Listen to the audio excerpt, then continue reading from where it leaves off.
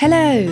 Welcome to Creative Catchup, a podcast where myself, Natasha Newton, artist and illustrator, and me, Mel Chadwick, illustrator and designer, will be chatting about running a creative business. Each episode will be diving into a different topic that has come up in our own creative practice. We'll be sharing our experiences, both the ups and downs, struggles and successes, and hopefully give some advice that you'll also find useful. So join us for episode 1 to hear a little bit more about who we are, what we do, and why we've decided to embark on this podcast journey. Hello! Welcome, guys. Thank you so much for tuning in. So let's get started with finding out a bit about who we are. So Natasha, tell us a bit about you. What is it that you do? Hi Mel. Well, I'm a full-time artist and illustrator. I'm primarily a painter and I work traditionally. So for my paintings, I use acrylic on canvas. And I'll also use watercolour and gouache on paper as well. Did you train to become an illustrator? No, I didn't. I'm self-taught. So it's something I've always done. From a very early age, I was interested in art and I did well at school in art as well. I thought about going to art college, but for various reasons I didn't. And then my art career just kind of took off. So there didn't really seem any point after that. So how long have you been creating art professionally? I became a full-time artist in 2007, so it's like 13 years now. Wow. Yeah, it's a long time when you think about it. Yeah, before that I was doing it part-time and I had other jobs alongside the art. Yeah, and then gradually I was able to cut down my hours with those jobs and I became full-time. And what inspires your work? I would say it's very much nature-based and inspired by nature. So, yeah, my surroundings and places I've visited. I don't tend to include people in my work. Or animals, really, apart from maybe the odd sheep or bird. You have a very recognisable style. I mean, it's a bit like sophisticated folk. How did you come about this? Did you always draw or paint like that? I don't think so. I would say I was much more of a realistic painter when I started, and I also painted still life rather than landscapes. So no, my work was quite different when I started, and I don't know what got me onto landscapes actually, but I think it was around about 2004-05 when I wasn't yet full-time. I just started experimenting with landscape painting, and I don't really know how this style came about. It just evolved. Yeah. So yeah, just hours of practice and practicing with new materials as well, because I used to paint in oils and then I switched to acrylics, and I found that acrylics really suited my style of working because obviously I can work in layers, and when you work in oils it takes so long to dry, it doesn't kind of suit that way of working. Yeah, the acrylic painting, it seemed to suit the landscapes, and so that's how that started. But yeah, my style is just something that has evolved. I guess that's just the way I paint. And you also paint on a number of different things as well, not just paper. Yeah, books and stones and beach pottery and all sorts of different things. Yes, I don't like to stick to just canvas and paper. And how do you sell your work? Is it mostly through your website? Yeah, it is now. It used to be through Etsy or private commissions as well. But now I switched to my website maybe about a year and a half ago. And it's going well so far. Yeah, it's good to sell it that way. I used to sell a lot through exhibitions as well. Yeah. Yeah, I don't do as many exhibitions, and I used to exhibit through galleries as well. For years, my main income was through galleries. But then I discovered that I was selling really well online. And obviously, if you sell your work personally rather than through a gallery, you actually make more money, which is something you have to factor in. So yeah, I decided that I like having the control over my work. Exhibiting work through a gallery has its benefits, but I think that it's also that you have a lack of control and you don't meet the buyers a lot of the time as well. And I really like that personal contact with my buyers. So I like to be in touch with them. Yeah. And know where your work will end up, I guess. Yeah, exactly. Yeah. So did you receive any advice that really helped you in your business? I think the one piece of advice that has been quite useful is just to keep going, because it's very easy to become discouraged and just give up.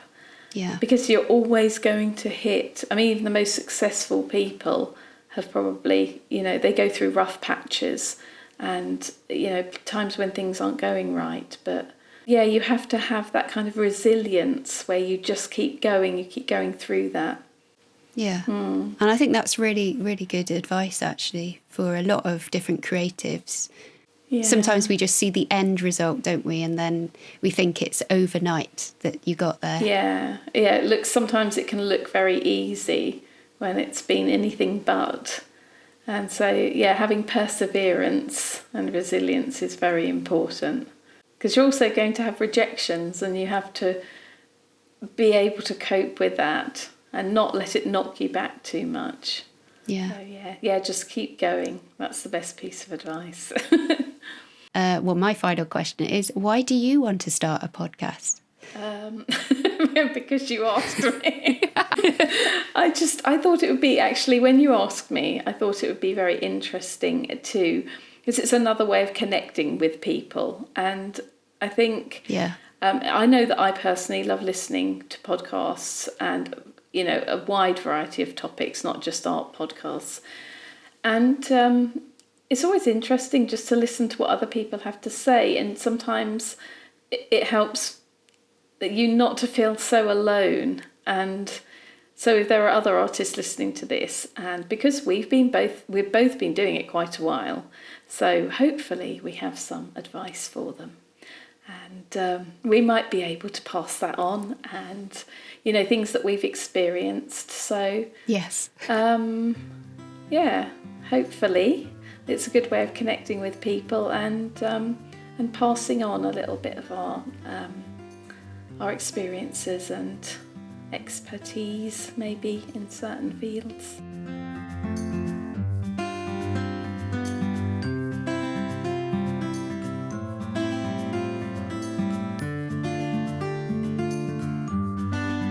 Right, Mel, it's your turn now. So, the first question I'd like to ask you is, did you train to become an illustrator?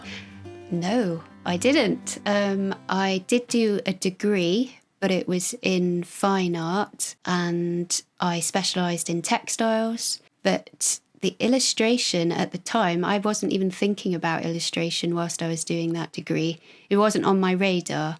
So, yeah, that came a lot later, after I got married and had lived in Hong Kong. And it was in Hong Kong that I was kind of switched on to illustration, and then started from there working out how I would get into it. So you started training in textiles, you said? Yes. So I did felt making, sewed a lot. I made soft sculpture. I did a bit of ceramics. I did a whole load of different things. I loved my course. It was really great because I think it suited me in terms of I love to try different things out and different mediums and keep my attention, going. So creatively, it really kind of fed me. Business-wise, when I left, I just didn't know how to make it work for me. I didn't know how to earn a living from, doing art. If I was starting out, that's what I would love to probably have more info on, how to make a living as an artist. Yeah, I think there needs to be more information about that. I don't think they necessarily teach that side, like the business side of being an artist. Yeah. So how many years have you been an illustrator for? Okay, let me think. 2012, I think, was when I got my first illustration job. So I guess that's 8 years for illustration. It's amazing how fast that time has gone. We went to Hong Kong 2006 to 2008. And then it was after that time, from 2008 to 2012, that I then worked on illustration and what that meant and how to get a career in it. And that was all, I guess, kind of worked out as I went along, from, creating work, creating a portfolio, putting it online, contacting people, working out how to get in front of people. I guess accumulated in getting my first paid job in 2012.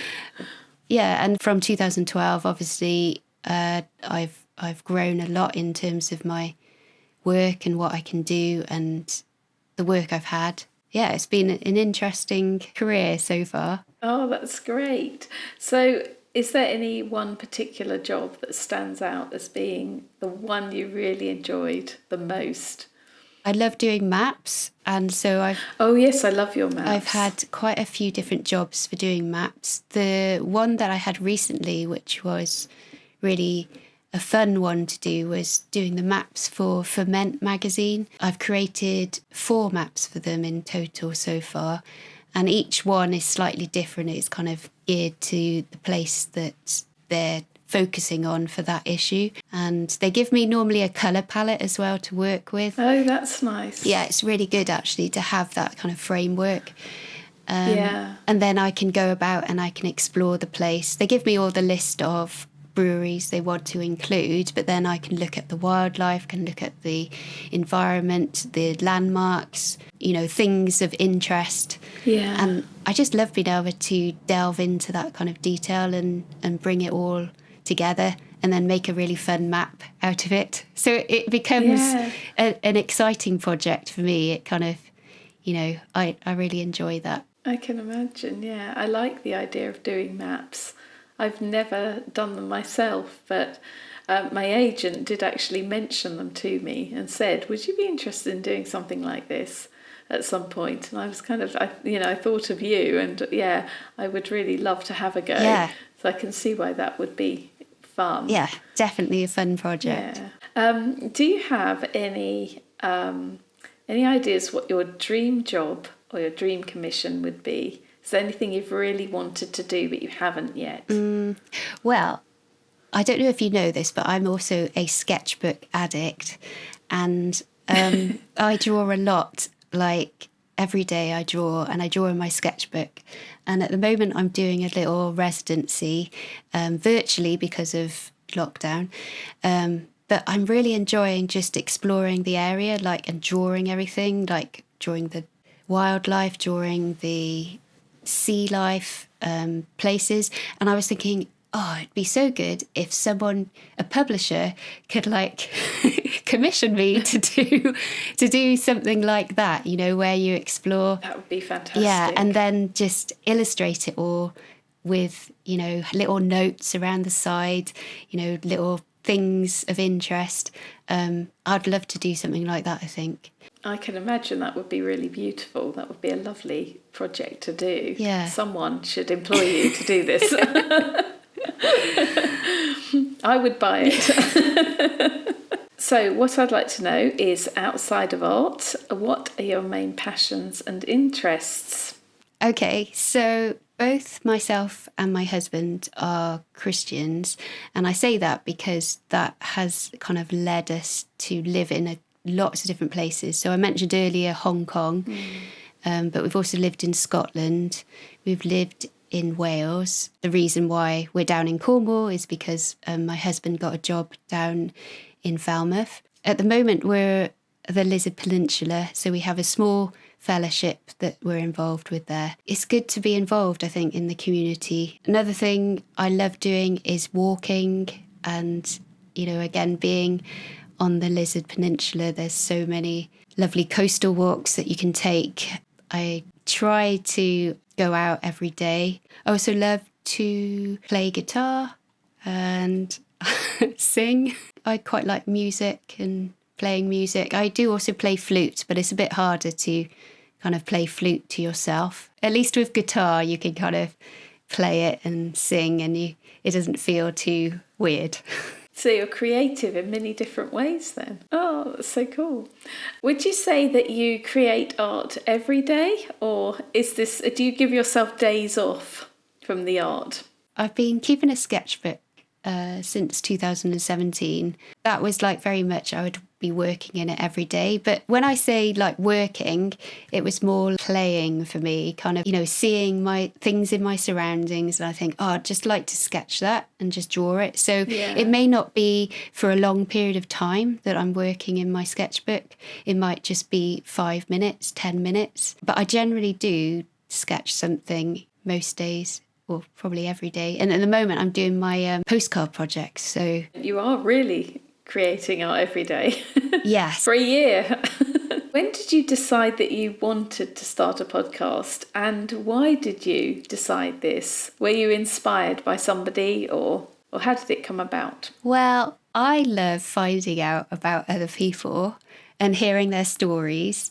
And that I do Creative Conversations, which is a YouTube kind of long form conversation that I have with people, but you get to see inside their house. So I normally film where they are in their studio and what they're doing. And, I love doing that because you get to see behind the curtain. Yeah, it's fascinating. It's one of my favourite series on YouTube, honestly. I watch them again and again. I've probably watched the Bombay Forest one, I would say probably about 4 or 5 times. Because it's just fascinating, isn't it? Yeah. It's fascinating to see where they work and hear their philosophy. And yeah, it's very inspiring. Thank you. I've thought of doing a podcast for a while, like an audio one, but it would make more sense if I had someone else doing it with me who would bring their kind of stories as well. So that's why I was like, Natasha, she might be interested in doing it. Because you have a lot of experience as well, and love reading your kind of posts on your Instagram, and you think quite deeply about things. And I think that's a good indicator that you would have quite a bit to say, and quite a bit to say to people who maybe are starting out, or who have been long-term artists. I just think having a podcast where we talk about our creative practices and how we deal with struggles, business side, our mindset, all of that kind of stuff, I think would just be really good to share. Yeah, it's good to have somebody else to talk to and bounce the conversation off rather than just talking to yourself. And also to have 2 different perspectives is really interesting too. Yeah. And I again, like you, I love listening to podcasts anyway. And they've helped me through times where I felt quite alone, or I felt totally don't know what I'm meant to be doing, or how do I handle this situation, or has anyone else been through this? So I just think that will all come out through this podcast. Thanks, guys, for listening to our stories, and we are both excited about starting this podcast journey with you as well. We hope that you'll be able to tune in again and hear the next episode. And Natasha, do you want to tell us what we might be talking about in our next episode? Well, I think we mentioned procrastination. So this is something that a lot of creatives will have to deal with, and they go through on a regular basis. But yes, we're going to start with that, I think, aren't we, Mel? Yes, and I think it'll be a great time to talk about it. Or maybe we won't. If you have another episode, you know that we've managed it. Thanks so much for listening to our first episode.